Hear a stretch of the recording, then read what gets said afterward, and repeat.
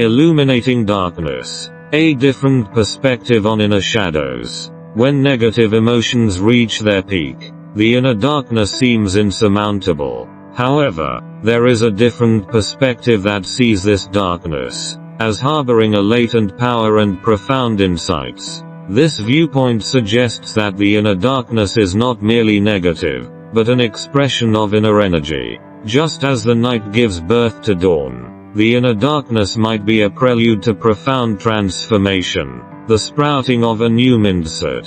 From this standpoint, we don't escape the inner darkness. Instead, we engage in a dialogue with it, delving deep into the information it holds. Within the darkness, there may be hidden potentials and inner challenges that we have yet to discover. The shift in mindset is not about negating the darkness, but seeing it as an opportunity to awaken inner wisdom. Through the fog of darkness, we might find the motivation for change and revelations within. Therefore, when we feel the inner world dimming, perhaps we can shift our perspective and see it as the starting point for exploring new possibilities, using the light of thought to illuminate the path ahead.